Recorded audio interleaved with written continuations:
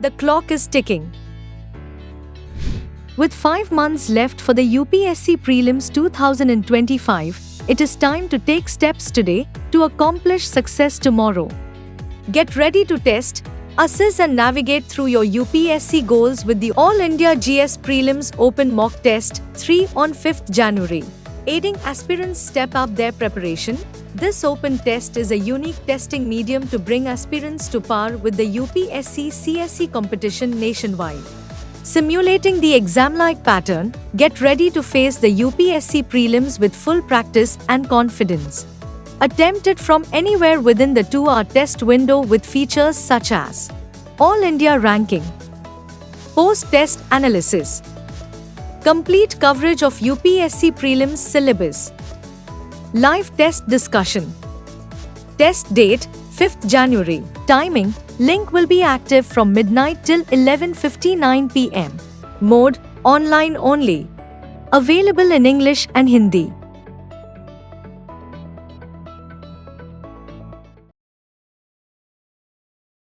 Hello and welcome to this edition of News Today. Without delay, let's have a look at the headlines first. Directorate General of Foreign Trade, DGFT, notified amendment in the Foreign Trade Policy, FTP, 2023.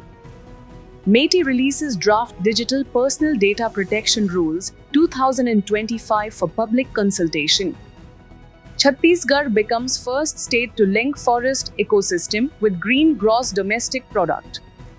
Vice President addressed 27th International Congress of Vedanta in Delhi. World Trade Organization celebrates 30th anniversary. 6th edition of Logistics Ease across different states leads 2024 report released. In a significant development, the Directorate General of Foreign Trade, or DGFT, has notified an amendment in the Foreign Trade Policy 2023. This amendment provides much-needed legal backing to ensure consultations with stakeholders, including importers, exporters, and industry experts, before formulating or amending the foreign trade policy. This change has been introduced under the powers conferred by the Foreign Trade, Development and Regulation Act, 1992. Let's now turn to the highlights of FTP 2023 and its key features. The primary objective of FTP 2023 is process reengineering and automation to enhance the ease of doing business for exporters. As for the target, the policy is ambitious. It aims to take India's exports to a staggering $2 trillion by the year 2030. Moving forward, let's talk about some of the key initiatives under this policy. First, the Districts as Export Hubs initiative. This focuses on developing infrastructure such as logistics, testing facilities, and improved connectivity to enable seamless exports from districts. Second, the Expanded Export Promotion of Capital Goods, or EPCG scheme, which now includes initiatives like the Prime Minister Mega Integrated Textile Region and Apparel Parks, or PM Mitra. Next, a push for the digital economy through cross-border trade. FTP 2023 provides for the establishment of e-commerce export hubs, also known as ECEHs, to facilitate this growing segment. Another key focus is on the recognition of exporters. Exporter firms, which are recognized based on their export performance, will now play a critical role as partners in capacity-building initiatives. And finally, there's a strong emphasis on streamlining the special chemicals, organisms, materials, equipment and technologies, or SCOMET policy. This ensures Indian exporters gain access to dual-use high-end goods and technologies while facilitating the export of controlled items and technologies under the SCOMET category. In conclusion, these amendments and initiatives mark a step forward in making India's trade policy robust, inclusive, and future-ready, while setting an ambitious vision for the country's export growth. Moving ahead, the Ministry of Electronics and Information Technology, or MeitY, has recently released the draft Digital Personal Data Protection Rules 2025 for public consultation. Once these rules are notified, they will facilitate the implementation of the Digital Personal Data Protection Act 2023.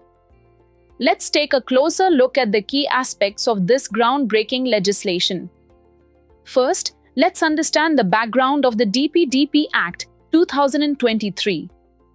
The origins of this act trace back to 2011 when the Justice A.P. Shah Committee recommended privacy legislation. In 2017, the Supreme Court's landmark judgment in the Justice K.S. Puttaswamy v. Union of India case recognized privacy as a fundamental right. Building on these developments, the DPDP Act establishes a robust framework for processing digital personal data in India, covering data collected online or offline and later digitized. Now, diving into the data protection framework, the Act sets out obligations for data fiduciaries, entities that determine the purpose and methods of data processing. Importantly, personal data may only be processed after obtaining the consent of the individual. However, consent is not required for legitimate uses such as voluntary data sharing, provision of government services or benefits, or in medical emergencies. Moving to a critical aspect, the Act outlines provisions for the processing of personal data belonging to children or individuals with disabilities. In such cases, the verifiable consent of a parent or lawful guardian is mandatory. Furthermore, the central government has the authority to classify any data fiduciary as a significant data fiduciary, requiring them to appoint a data protection officer residing in India to handle grievance redressal mechanisms. Shifting focus to user rights, individuals have the right to obtain a summary from data fiduciaries detailing how their personal data is being processed, which entities have access to it, and other related information. For enforcement, the Data Protection Board, or DPB, has been empowered with civil court-like authority to address complaints related to personal data breaches. Now, let's discuss the key highlights of the draft rules under this framework. For breaches, it is mandatory to notify users immediately, providing details of the breach's nature, possible consequences, and safety measures. Notifications to the Data Protection Board must include an initial alert without delay and a detailed report within 72 hours. Data retention and deletion rules specify that data must be deleted after 3 years of user inactivity. Big platforms are required to give a 48-hour advance notice before deletion, with exceptions made if retention is required by law. When it comes to children's data, parental verification is crucial. This must be done using reliable IDs or government-authorized tokens. However, some areas such as healthcare, child welfare services, educational activities, school transport safety, and email account creation are exempt from parental consent requirements. In conclusion, the draft Digital Personal Data Protection Rules 2025 mark a significant step forward in strengthening data privacy in India. In a groundbreaking move, Chhattisgarh has become the first state to link its forest ecosystem services with green GDP. Let's delve into this innovative initiative and understand its implications. To begin with, this move emphasizes the direct connection between the significant environmental contributions of forests, such as clean air, water conservation, and biodiversity, and the state's economic progress. Forests cover an impressive 44% of land area of Chhattisgarh, playing a crucial role in mitigating climate change. Moreover, forest products like tendu leaves, lark, honey, and medicinal plants significantly contribute to the rural economy, strengthening livelihoods. Now, let's discuss the concept of green GDP. The term green GDP was coined in the late 1980s to modify traditional GDP calculations, better reflecting the environmental impacts of economic activities. Essentially, green GDP is an environmentally adjusted measure of gross domestic product. Here's how it's calculated. Green GDP is derived by subtracting the cost of natural resource depletion and ecosystem degradation from the net domestic product. This is important because conventional GDP often overlooks environmental depletion and degradation, sometimes even treating them as economic gains. For instance, cutting down a rainforest for timber sales may boost GDP, but it undermines long-term well-being and sustainability. While the concept of green GDP holds immense potential, it faces several challenges. One significant issue is inconsistent valuation, as the non-market techniques employed to assess environmental depletion often lack uniformity, making accurate measurement difficult. Another challenge lies in the resulting lower GDP figures. When natural resource depletion is deducted from traditional GDP, the figures often fall below conventional levels, leading to resistance from various stakeholders. Political resistance is another notable barrier. For instance, in the United States, Congress halted efforts to implement green GDP, possibly due to the contentious nature of environmental politics. Lastly, a quick look at global initiatives aimed at green GDP accounting. The United Nations introduced the System of Environmental Economic Accounting, or SEA, in 1993. This system standardized methods for producing internationally comparable statistics on the environment and its relationship with the economy. Additionally, the World Bank's WAVES initiative, also known as Wealth Accounting and the Valuation of Ecosystem Services, integrates natural capital into national economic accounts, promoting sustainable development. In conclusion, Chhattisgarh's pioneering step in linking its forest ecosystem with green GDP sets an inspiring example for other states and nations to follow. It's a vital move toward balancing economic growth with environmental sustainability. The Vice President of India recently addressed the 27th International Congress of Vedanta in Delhi. The theme of the conference, Reimagining Vedantic World Order, emphasized the contemporary relevance of Vedanta philosophy in today's world. Vedanta, which means the end of the Vedas, originally referred to the Upanishads, the concluding parts of the Vedic texts. Over time, it has evolved to include various interpretations of these ancient texts. At its heart, Vedanta, also known as Uttara Mimamsa, explores some of life's most profound questions, such as the nature of self, the universe, and the relationship between the two. Its core concepts include Brahma, the ultimate reality, Atma, the individual soul, and Prakriti, the physical world. Swami Vivekananda played a pivotal role in introducing Vedanta to the West at the 1893 Chicago Parliament of Religions, marking a significant moment in its global recognition. The philosophy of Vedanta is further divided into three major schools of thought. Advait Vedanta, expounded by Adi Shankaracharya in the 8th century CE, asserts the unity of Brahma and Atma. Vishishtadvait Vedanta, championed by Sri Ramanuj between 1017 and 1137 CE, teaches that while Atma is distinct from Brahma, it remains intrinsically connected to it as its source. In contrast, Dvait Vedanta, established by Madhvacharya in the 13th century CE, maintains that Brahma and Atman are eternally distinct and separate entities. In today's context, Vedanta holds immense relevance. It serves as a philosophical foundation for democracy and pluralism, advocating coexistence and dialogue through the principle, truth is one, but the wise express it differently.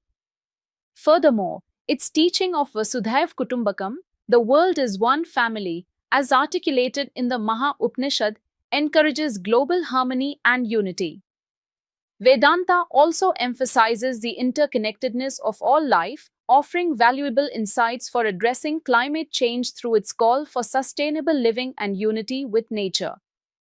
As highlighted by the Vice President at the Congress, the timeless teachings of Vedanta continue to inspire solutions for modern challenges, guiding humanity toward a harmonious and sustainable world order. A historic milestone has been reached as the World Trade Organization, or WTO, celebrates its 30th anniversary. The WTO was established in 1995 following the Marrakesh Agreement, which concluded the Uruguay round negotiations of the General Agreement on Tariffs and Trade, or GATT, from 1986 to 1994.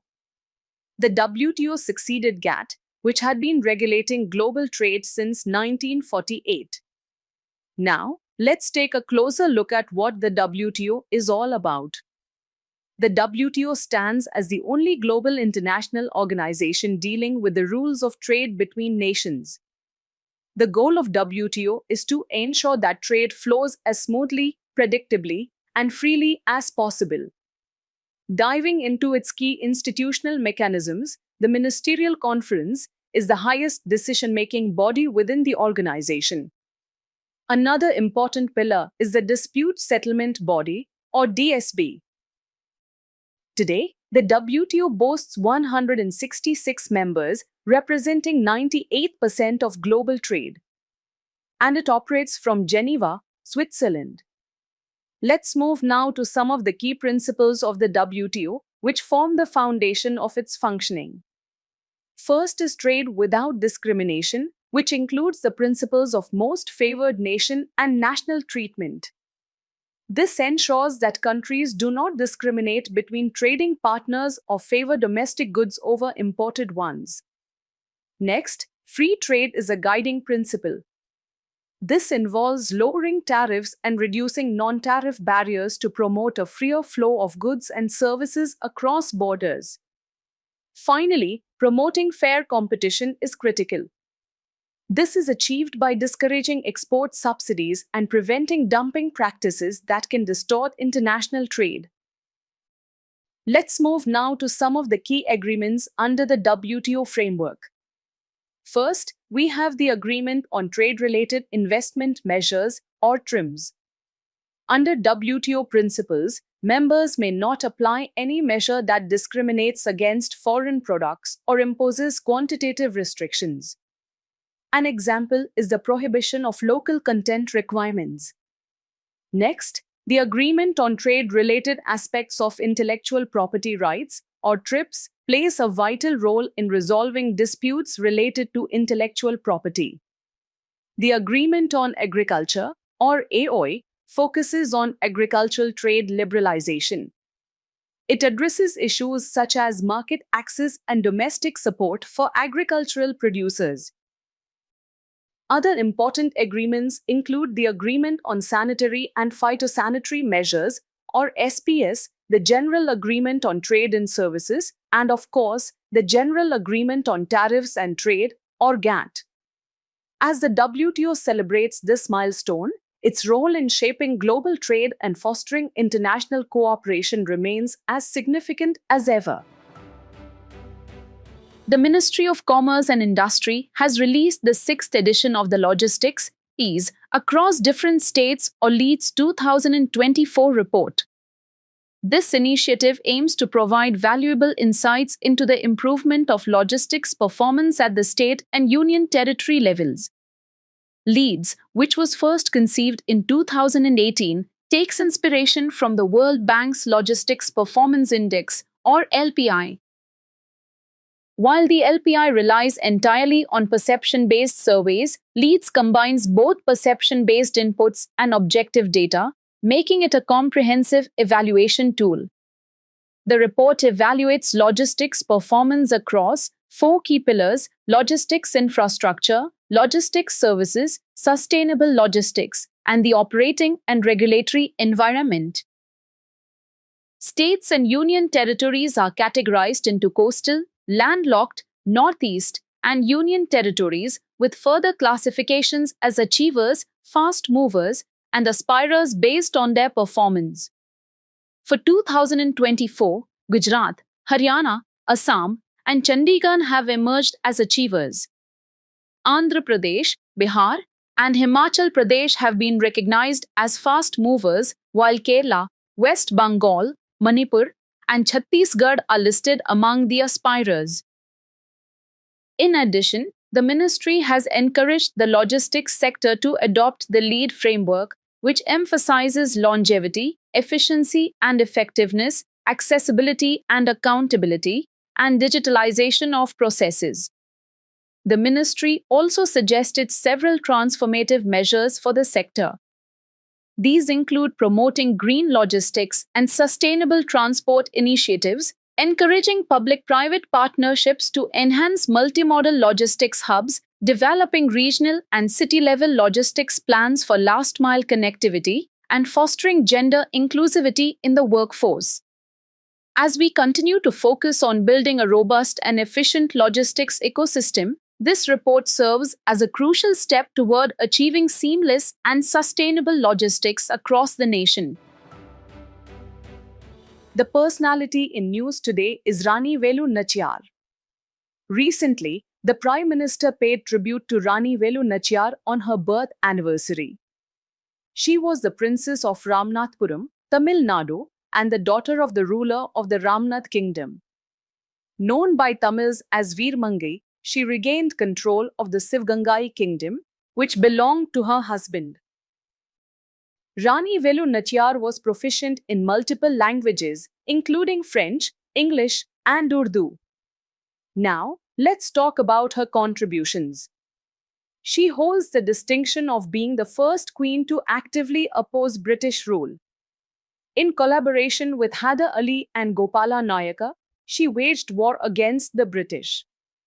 Additionally, she is credited with producing the first human bomb and establishing the first army of trained women soldiers.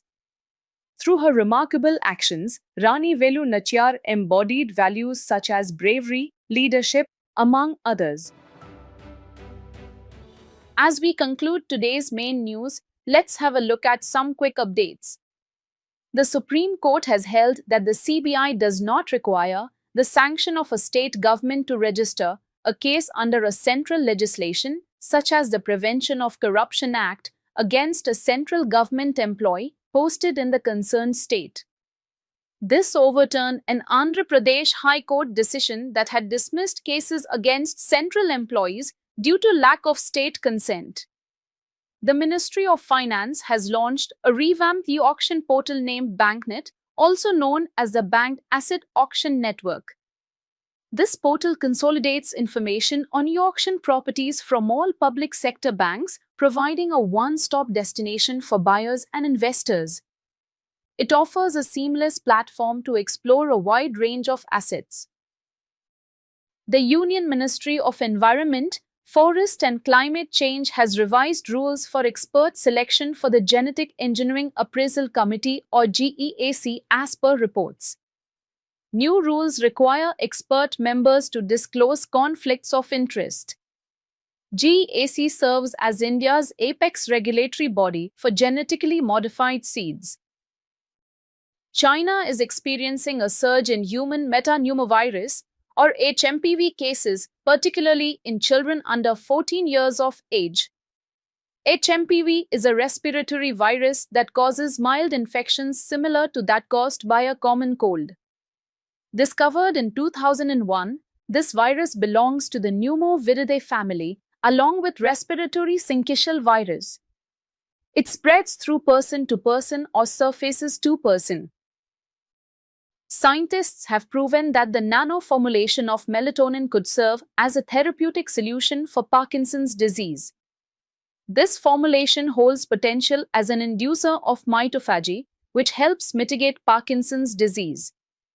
Mitophagy, a process that identifies and removes dysfunctional mitochondria and reduces oxidative stress.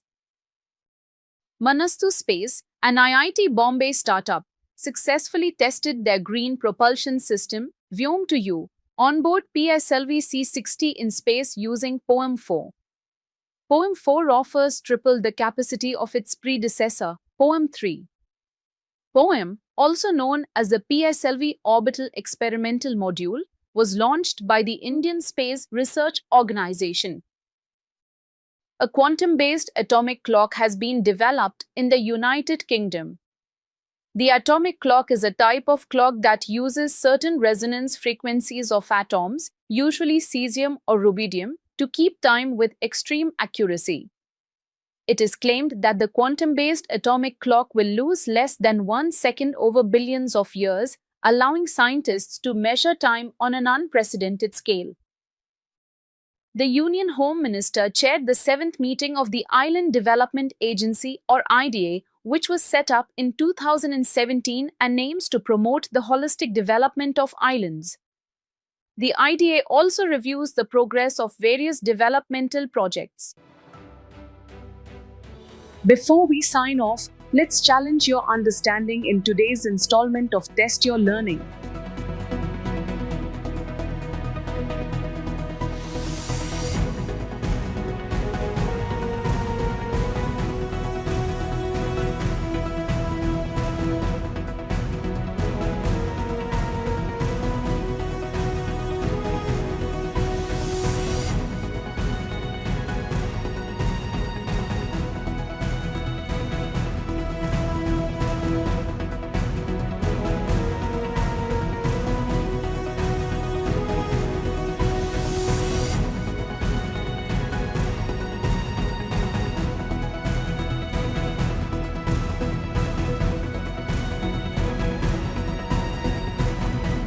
Thank you for joining us. We hope you found this episode of News Today engaging. For the solutions to the quiz and to access the PDF version of News Today, remember to visit the provided links in the description.